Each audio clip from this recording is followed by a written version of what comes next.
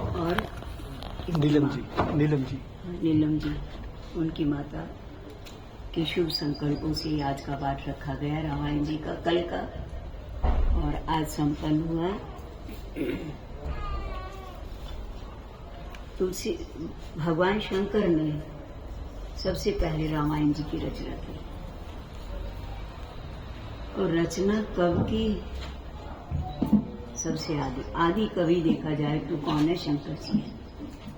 यद्यपि वाल्मीकि जी को कोई आदि कवि कहा जाता है, पर फिर भी शंकर जी माने जाते हैं। बोले रचि महेश मन मानस राखा, रामचरित्र मानस रचा और मन में ही रख लिया।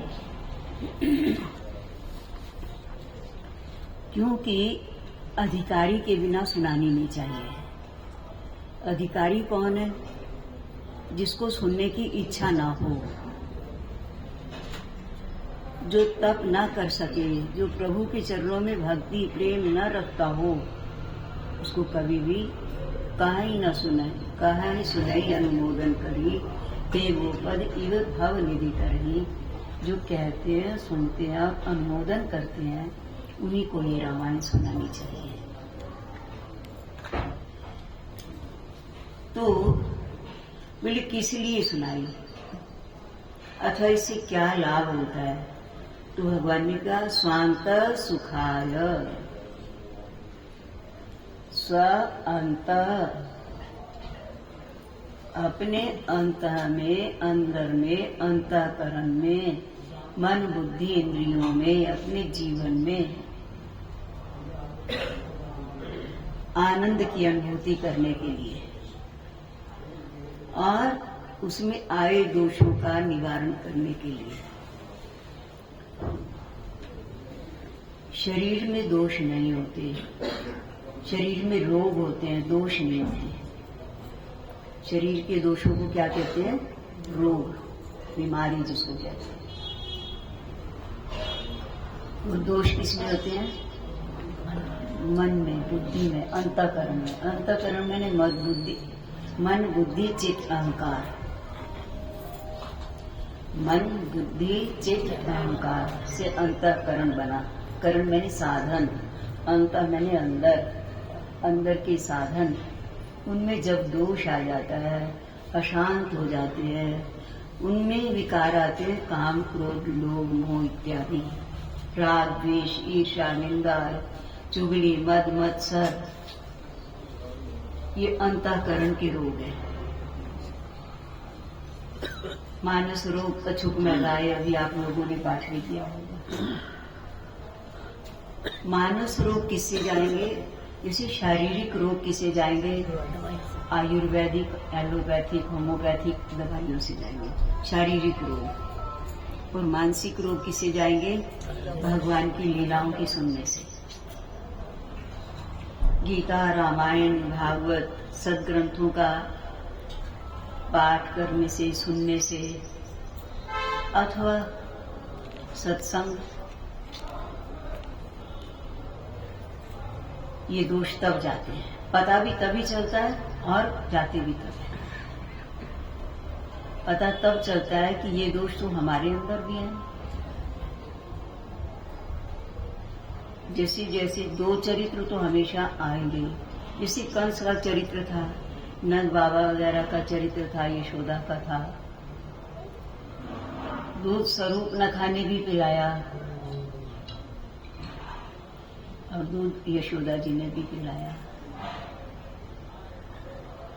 परंतु दोनों के दूध की भावनाओं में और दूध में अंतर था। एक के प्रभु ने प्राण हरण कर लिए और एक के शरीर में प्राण डाल दिए। किसके में डाल दिए? यशोदा जी। बात भावना की है, भावनाओं की। तो हमें स्वरूप नखा नहीं बनना, हमें कंस नहीं बनना, हमें दुष्कर्म नहीं करना। सीधी सी बात तो ये है। आजकल रामायण आ रही है, आप लोग भी देखते ही होंगे, देखते होंगे। सोने की हिरण की मांग किसने की? जानकी जी ने। 13 वर्षों तक जानकी जी का कुछ नहीं बिगड़ा, और अपने मुख से भी कहा जानकी जी ने कि मैंने 13 वर्षों तक आपसे कुछ नहीं मांगा। आज ही तो पहली बार कहा कि ये हिरण की छाल ला दो, ये हिरण को मैं छूना चाहती हूँ, जीवित आ जाए तो जीवित आ जाए, नहीं तो इसकी छाल ला दो मार के।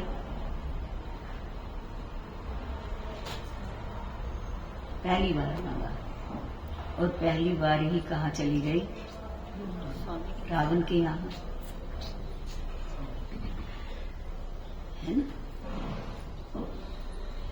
जो हमारे भाग्य में भोग है, असन वसन या वतन, जैसी कोठी, जैसा बंगला, जैसा रहने का स्थान हमारे भाग्य में है, और जैसा हमारे भाग्य में एक भोजन लिखा है, जैसे वस्त्र लिखे हैं, वो हमें आएंगे, वो हमें ढूंढ लेंगे, हम उनको ढूंढ लेंगे,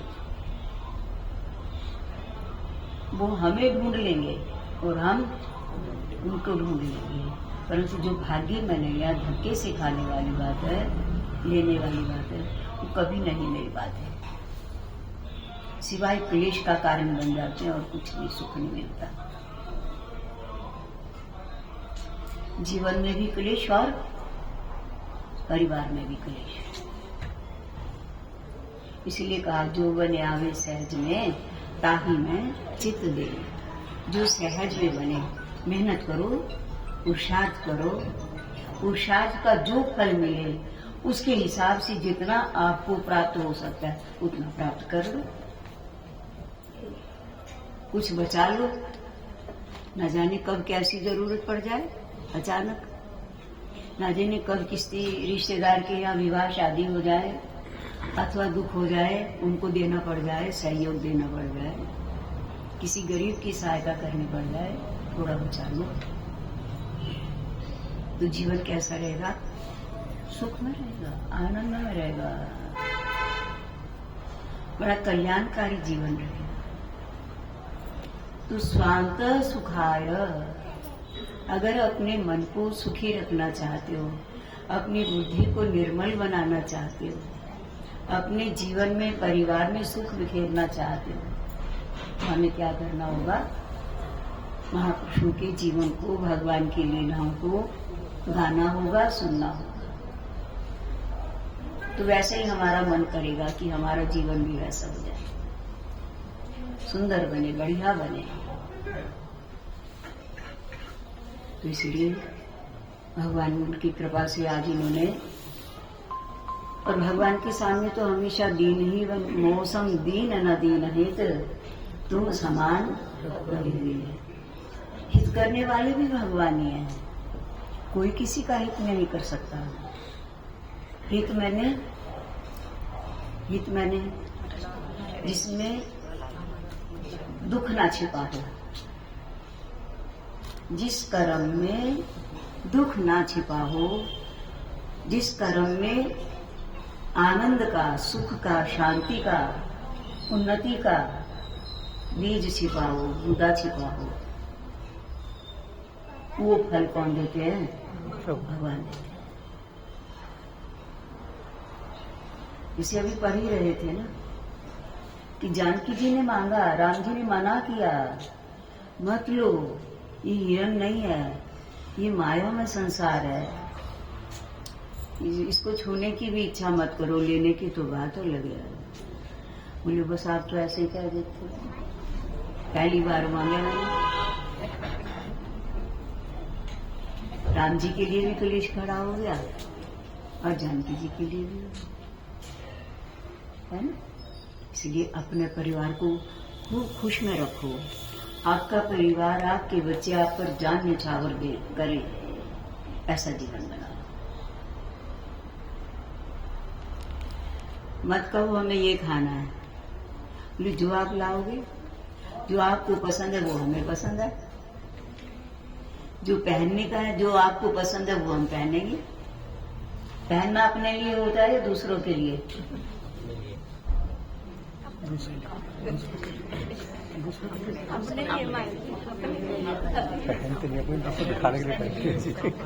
दूसरों को अगर आपका पहना हुआ किसी ने कह दिया, चाहे वो कितनी कीमती वस्तु है, आभूषण है या वस्त्र है, किसी ने कहा कि आपको अच्छा नहीं लगता, गया काम।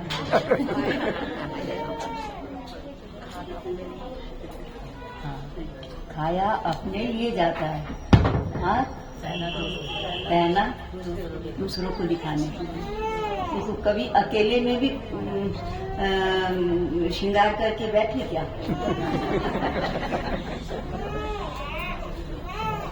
कोई आने वाले हैं कपड़े बदलते, किसी के यहाँ जाना है कपड़े बदलने हैं, शादी में जाना है इसलिए कपड़े बदल लें। इसलिए बढ़िया जीवन बनाना है। रामायण हमें यही कुछ सिखाती है, हमें सन्मार्ग पर चलना ये रामायण सिखाती है। क्योंकि देखो हम नित्य हैं, जीवन अनित्य है। हम नित्य हैं और जीवन अनित्य है। अनित्य मैंने हमेशा रहने वाला नहीं है, और जीवन की अवस्थाएं भी हमेशा रहने वाली नहीं है। बालपन से बचपन आ गया, बचपन से जवानी आ गई, जवानी से बुढ़ापा आ गया, बदलता रहता, फिर जाने की बारी आ जाती है ना। तो इसलिए शरीर क्या है? अनित्य है, और जीवात्मा नित्य है। जीवात्मा और कर्म नित्य है, कर्म नित्य है। कर्म का फल जब तक भुगतान नहीं होगा तब तक छूट नहीं सकते हम उससे। लेने वाले कर्म से तो छूट सकते हैं, नहीं लेते हमारी मर्जी है। हमने लेने के लिए नहीं दिया था आपको, परंतु अगर आपने ले रखा है तो देना पड़ेगा। कोर्ट कचहरी चढ़ के ले लेगा वो, उसका अधिकार है। इसलिए अच्छे कर्म, नेकी कर कुएं में डाल। अच्छे करो, बदला चाहो न चाहो, अच्छे कर्म करो, उसका फल क्या होगा? सुख होगा, आनंद होगा, शांति होगी। और बुरे कर्म का फल तो दुख होगा और भोगना पड़ेगा। इसलिए संभल के चलो। देखो आप रास्ते में चलते हो, घर से यहाँ तक चले, सड़क को देख के चले ना, कहीं गंदगी तो नहीं पड़ी, कहीं कूड़ा तो नहीं पड़ा, कहीं पानी तो नहीं पड़ा, कीचड़ तो नहीं पड़ा, कपड़े खराब हो जाएंगे। तो इसी तरह जीवन में भी संभल के चलना है। बंदे संभल के चल, बंदे संभल के चल, यहाँ रहने न पाएगा। आया था खाली हाथों खाली जाएगा, आया था खाली हाथों खाली जाएगा। बंदे संभल के चल, बंदे संभल के चल, यहाँ रहने न पाएगा। आया था खाली हाथों खाली जाएगा, आया था खाली हाथों खाली जाएगा। मिल जाएगा आगे जब जाएंगे ना, सब तैयार मिलेगा, सब तैयार मिलेगा। बच्चा आने वाला है, जन्म होने वाला है, कपड़े तैयार मिलेंगे, बिस्तरा तैयार मिलेगा, है ना, दूध तैयार मिलेगा। भगवान भी तैयारी कर देते हैं, माँ के दूध दे देते हैं, और बाहर वाले भी पूरी तैयारी कर देते हैं। भगवान भी तैयारी करता है और इंसान भी तैयारियां करता है। भले वो नहीं सोचते कि क्या पता शीशी लेके ही आ जाए, क्या पता कपड़े का एक दो जोड़ा लेके ही आ जाए। देख लेंगे नहीं लाया होगा तो तैयारी कर लेंगे। क्या विचार है? कभी सोचा क्या? चाहे राजा के घर में पैदा हो, चाहे गरीब के घर में पैदा हो, तो इसलिए तैयारी तो पुण्य कर्मों की, शुभ कर्मों की करनी है। भगवान की प्यार की तैयारी करनी है, भगवान की भक्ति की तैयारी करनी है। हमारे हृदय में भगवान का नाम भरपूर रहे, भरपूर रहे। भगवान हमें अच्छी जीवन यात्रा हमारी चलाने में सहयोग देते रहे। तो इन्हीं शब्दों के साथ टाइप भजन गाने को